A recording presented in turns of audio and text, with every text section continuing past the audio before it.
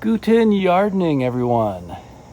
You know, we're heading into the fall season, and so change is everywhere.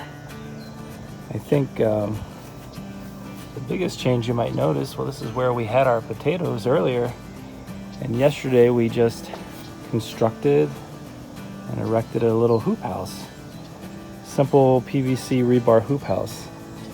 I never tried to make one before, but we had some netting and we watched a few tutorials on how to do it, and here we are. So this should hopefully protect us from the birds and the insects as we start growing our fall garden in there. Well, we have a lot of our plants already started. We directly sowed some. We have some more to sow.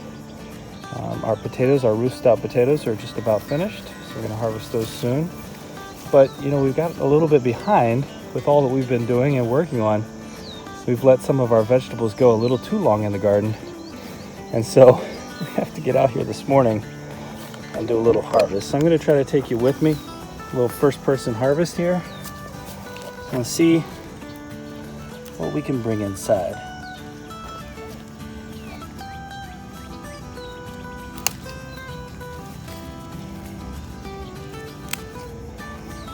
Two nice little green peppers. And a whole bunch more back in here. Let's see if you can see. Look at the size of these. I'm gonna put my hand down here for comparison. Get right out, pop right off. There you go. And these peppers taste so delicious. I'm gonna let this one stay for another day. Peppers are so good out here. Let's just get back in here. There's a nice big bell coming up.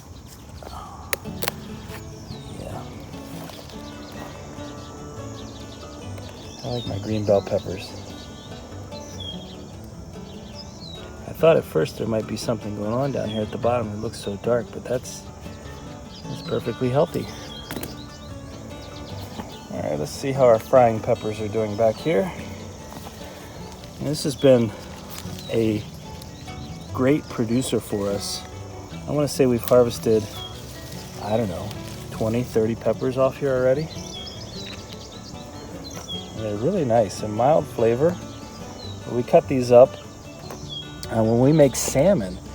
We cut up, our onions from our garden, and then those nice bell peppers. But also, we cut up those frying peppers, and they taste great. All right, let's take a look down here. We got our eggplants. Oh my! We try to harvest these before they get too big. But yesterday, there we go. We can see this. Yesterday we made an eggplant recipe. It was just a tiny bit of salt, a tiny bit of oil in the air fryer for 10 minutes, cut in cubes, and it was delicious. So simple and delicious. You see them hiding down there? They're not really hiding. That's hiding in plain sight if I've ever seen it. Wow. This is actually the variety that we cooked up yesterday. Really nice flavor. I wonder what your favorite eggplant recipe is. We've made eggplant parmesan in the past, and I love Parmesan cheese, but not everybody in the family loves the Parmesan. One of the mistakes we made in years past was planting a lot of vegetables and then not really taking advantage or eating them as quickly as we could. You know, when you grow this much in your urban garden, what you're forced to do, and it's not a bad thing, but what you're forced to do is really take account of what you have and eat more vegetables.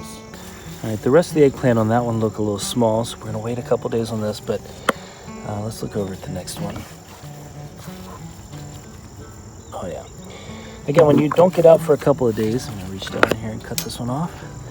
When you don't get out for a couple of days, the end result is these just take off, especially this time of year. They just take off. You don't want them to get too big. You don't want that tough taste to them. There we go. We have one more eggplant here. It looks like we have, I could pick this one out, but we have so many, we're just gonna wait one more day on this. Yeah, we'll wait one more day. Now, I've taken a step back from the rest of my garden where we just were, just for a second to show you this. This is a tomato plant that, it's probably about 6 feet tall now. I know it's definitely taller than me over here now. But this plant is right at the corner down by the end of where we harvested our potatoes. And it's just going crazy. This one's got a lot of tomatoes coming in. You can see them here.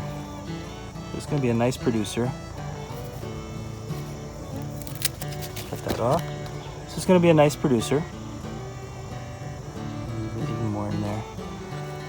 And now I'm going to show you what's in our main garden to compare.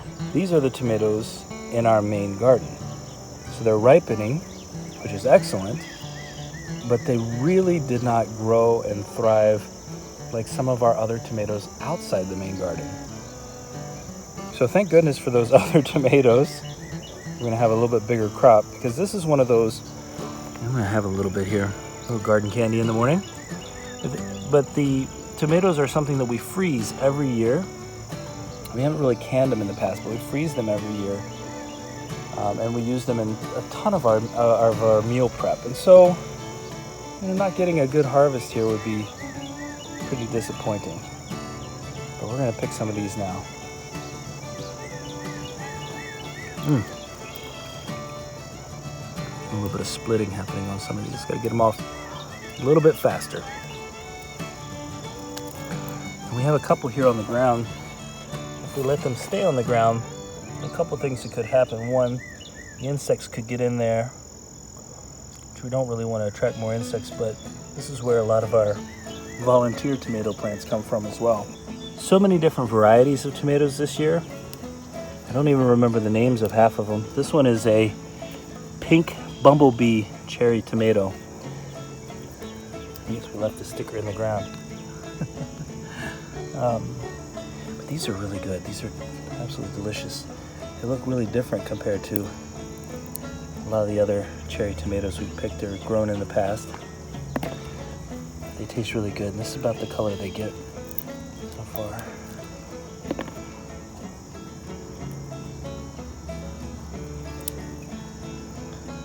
Nice sweet flavor. These are our Sun Gold cherry tomatoes. And these are really delicious. I mean, they truly taste like candy. I kind of think if you don't like tomatoes, or you don't care for them that much, you had a couple of these, you would start caring for tomatoes. Again, we see some splitting here. It's not ideal.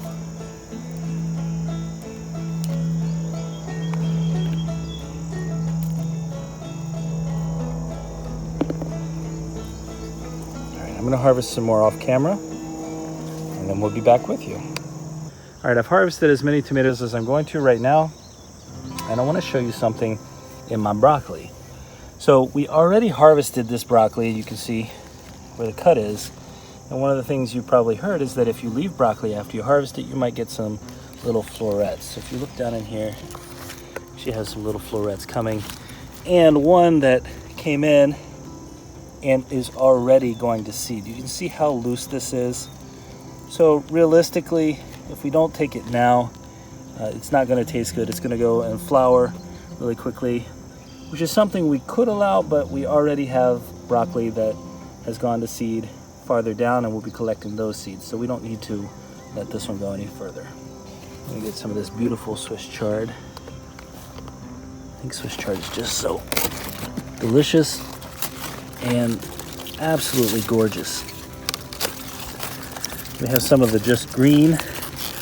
We have some of this multicolored stem. Yeah, take a look at that. No insect damage. Extremely healthy. Extremely delicious. And back here, let's see if I can get back here. You see our Brussels sprouts. Finally, the sprouts are starting to come up. Oh, it's so good. I love Brussels sprouts. And again, you can eat these leaves. They're delicious. They're delicious in smoothies as well. They add a nice flavor to smoothies. If you like a green morning smoothie. If you haven't watched our green morning smoothie recipe, we have a couple of them. You should check them out. We have a purple cabbage here that has decided not to form a head. And I know there are a couple different reasons for it, but I'm wondering if you've seen one like this before, what you think might have caused that. On the other hand, we have a couple here, and they're not that big, but they have formed heads. And you can see it here as well. There we go. For size, about the size of my hand.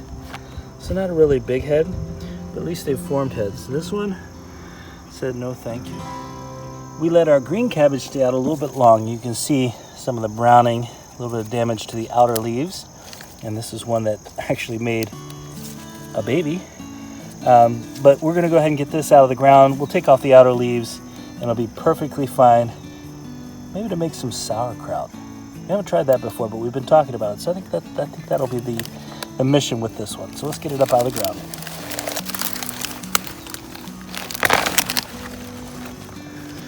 There we go. A two-headed cabbage. Lovely. You can see how full our juicing garden still looks. And one of the things I've seen people ask about is when it's best to harvest your celery. And I've mentioned before, we actually just tear pieces off the outside and eat it as it grows. So we're not actually limiting ourselves to one single harvest. This continues to grow if you peel out the outer layers, like a lot of other things, like the kale that still grows and it grows even more. So we have delicious celery as we want it. We just peel out the outside, and this goes right in our smoothies or however else you like to eat celery.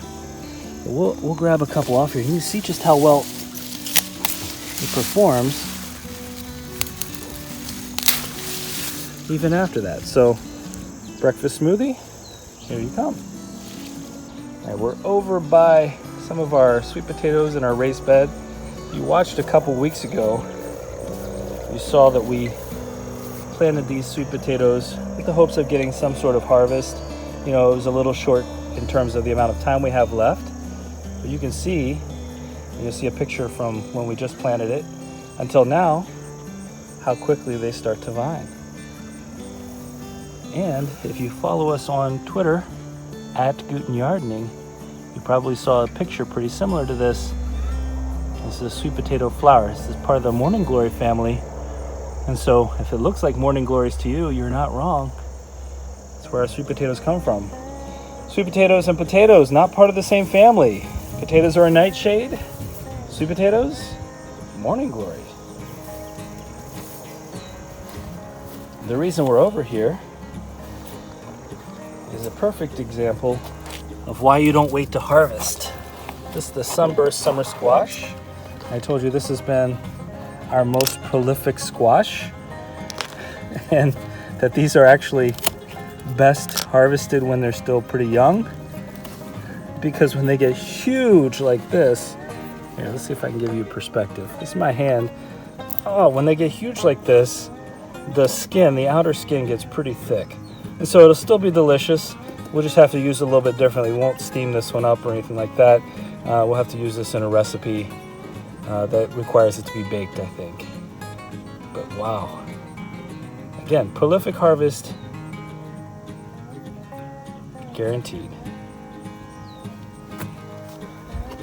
This one on the back is the size we actually typically harvest.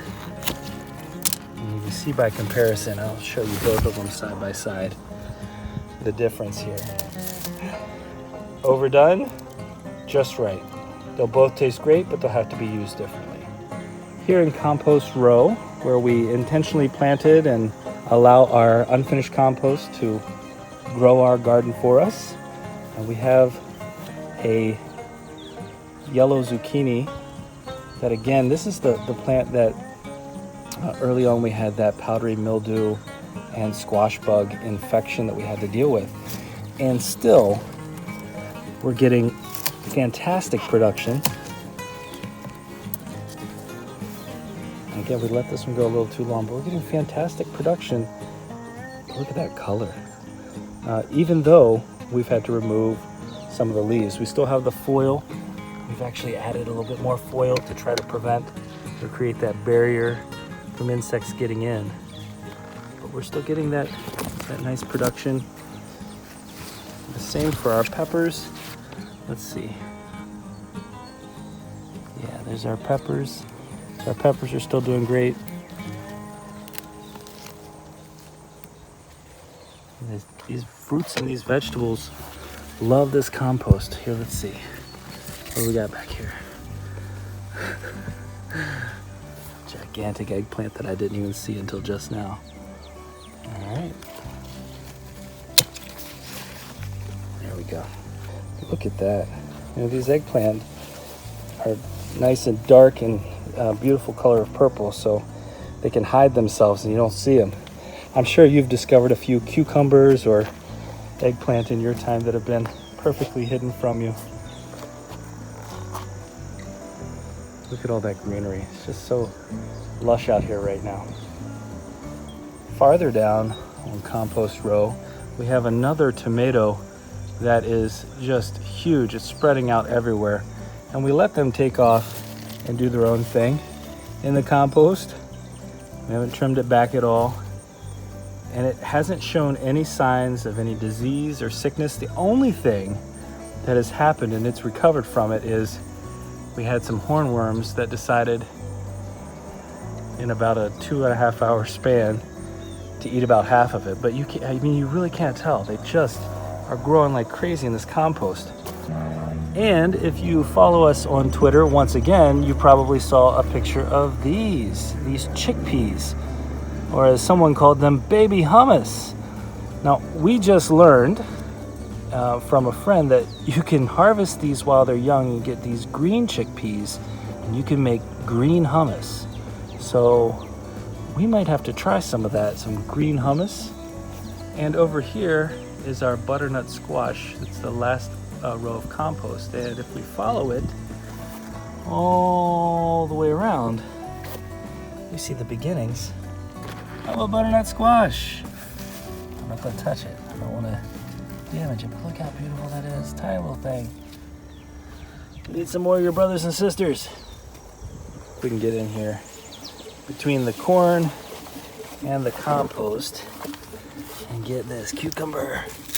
One of the few from this season, but you know what? We're not giving up. We're gonna grow some more cucumbers. Maybe the fall will treat them better. There you go. That's a nice looking cucumber though. Right by Compost Row, these are the Fingerling potatoes, the organic Fingerling potatoes that we let develop eyes for a bit of time. We got them from the store and planted, and now they're getting pretty tall. So we're excited to see what comes out of this. And we also did a container planting tutorial on a fun way to plant potatoes, and those are coming through as well. All right, to give you some perspective as to where we are, there's Compost Row, and we're gonna come right over here to our purple beans. Let's look down in here. You can see they've been really nice and prolific producers. I'm gonna harvest some of these, but I'm gonna do that off camera. It's gonna take a while. And cucumber, and actually, this plant was not looking good, and we got it. We added some fish emulsion, and it is starting to pick back up. We've got some coming in now. Got a little damage on it, but it's got some coming in now. A whole bunch actually here toward the end. So yeah, let's get this one. That's a big one. A little bit too big. They get a little bitter when they're this big, but we're gonna eat it. I love to eat these cucumbers with, my grandfather used to make them this way, but I'm sure many of you do as well. I hope. If you haven't tried it, you need to try it. Some vinegar, some apple cider vinegar, and a little bit of onion, and just let them soak in there for a little bit of time. Doesn't even have to be long. He used to do it overnight, but you can set it in there for just a couple of minutes, and you can enjoy a nice snack. So good. We're down in our second raised bed. I just pulled a tomato off of this plant, a little tiny plant, but it's starting to produce. See our morning glory? Morning glory opened up finally. So we can be gentle. Beautiful. It's very similar to that sweet potato, isn't it? Our carrots are coming up now. This is our succession planting of carrots, and you can actually see down in here. There we go. You can see the head of a carrot starting to pop through. And our sugar baby watermelon. It's been at that size for some time, but I think we're starting to get these again a little happier than they were before. So now we have 3 little ones coming in, and we'll see what they manage to do. Let's look at this bee going to work in here. These are our basil plants, and we let them go to seed. We love collecting our own seeds, so we're going to have a video on that soon. But we've never done that with basil before, so this will be our first attempt. We still need to collect a bunch of the basil.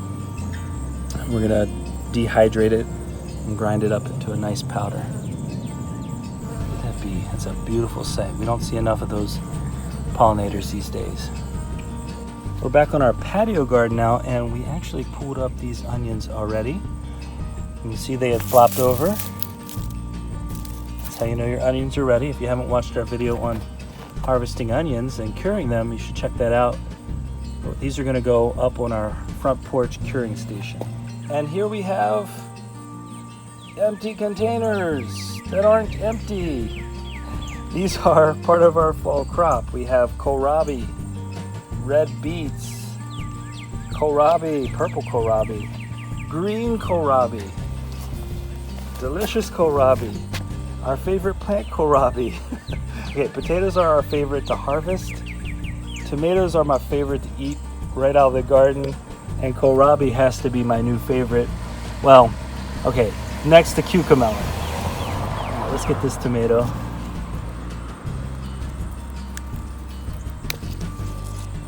Beautiful. Delicious. Peppers and basil. And this sunflower is getting closer and closer to opening. I can't wait to see what it looks like. This is some daikon radish here. The daikon radish is the radish that can get up to about 10-12 inches long. It's going to be amazing. Our turnips and baby bok choy, and actually you can see they're already starting to come through. It's exciting when you see the first bits, the first shoots starting to come through. And it seems like every year the bugs get at the kale that we put in containers. I don't know what that is all about. And here's some of our radishes that we planted about a week and a half ago. They grow so fast. If you want a crop that even if you've never had any experience growing before, and you want something that with quick results, something your kids will love to grow, try these radishes. Here are tomatoes. Oh, it looks like we have some blossom end rot on this one. If you don't know what blossom end rot is, it has to do with a lack of calcium, and that can happen as a result of inconsistent watering, and that's typically what happens. You don't water consistently, and the calcium can't transport up through the plant. In this case, I think it has more to do with nutrient imbalance. We're going to work on that as we amend our soil. We have a couple more tomatoes here that are ripe and ready to go. That one can wait a day. There we go. Peppers that we pulled out of our shadow. The peppers that we pulled out of our compost are doing great. And a few more tomatoes here. And let me get to a good shot. Most excitingly of all, my favorite, the cucamelon. Okay, if you love cucumber, let's come around here. If you love cucumber and you just want a bite-sized snack, you gotta try these cucamelons. Let me open one up. Look at the seeds inside. Let me get it. There we go. A lot of seeds, so you can actually save the seeds. Once you grow them, you can save them pretty easily. It's just absolutely refreshing to try these. I like to refrigerate them a little bit. I don't usually refrigerate my vegetables, but I like to refrigerate these just a little bit. And it's like this cool, cold snack.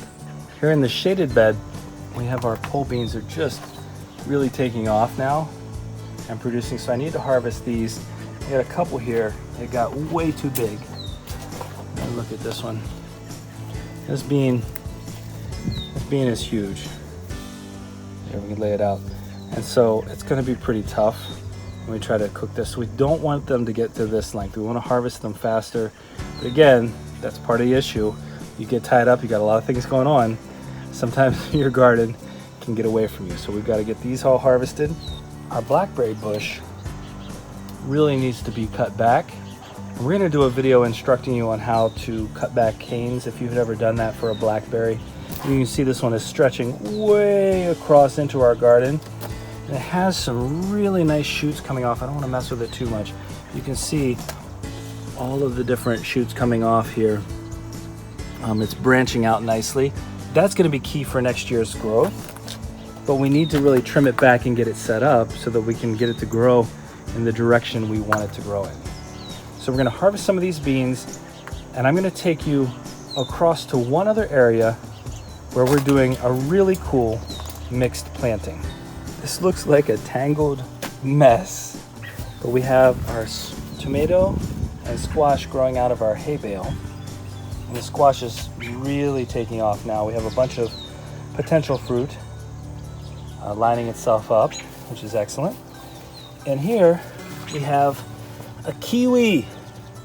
This kiwi is in year 3, so this is the 3rd growing season, and we've never had luck with the fruit. And I asked someone about that, and they said it can take multiple years. This is supposed to be a self-pollinating kiwi, which is probably not ideal, but it's one of the hardy kiwis that works in our zone 5. But we have hope here that in the next year or 2, we actually see some fruit come off of here. So we have our squash coming over, our kiwi, we have some strawberries growing in here, and we planted beans to come up along the side. So I need to harvest some of these beans. And then our grape decided to come over as well. And on top of all of that is a bird's nest. So you can see it right down in there. So yeah, a busy area, this little trellis that we have. Oh, I should show you this really quickly. We're gonna come right over here, see if Mommy's home. I don't think she is, so we're gonna be really careful. Up on top of our grapes, we have a bird's nest. This is a robin's nest, and there's some babies in there. And Mom is very protective. When we're out here working, I don't blame her. When we're out here working, she is, I imagine we could find her right now. Look up here. Oh, she just came over. There she is. There's Mom. Very protective. She says, leave my babies alone, so we're gonna get out of here. We don't want to disturb them too much. Folks, I have to correct myself. I was just about to clean this down to show our harvest, our full harvest, when I noticed that I was wrong. There's one head. There's 2 heads. And there's number 3. 3 heads. Wow. I don't think I've ever seen that before. I think that's pretty cool, huh? 3 for the price of 1? All right, let's check out the full harvest. Are you ready to see it? Here's my question first.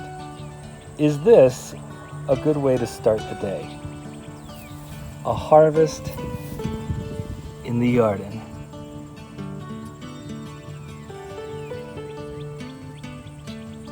I'm almost speechless. A mess of beans, our 3 heads of cabbage from 1, some Swiss chard, and our celery that's going to go into our smoothie this morning. There's so many possibilities here with these vegetables. It's an exciting way, a really exciting way to start the day. It sets the tone. We have a lot of work to do in the garden today. We got a lot more exciting content coming up for you. So please join us and enjoy these harvests and enjoy the work that we're doing here, and be encouraged to try some of this on your own, regardless of the amount of space that you have. Then you could come out in the mornings and enjoy your own garden candy, just like me. If you enjoyed this video, please leave us a like, give us a comment, and subscribe. And remember, when you're with us, you are good to grow.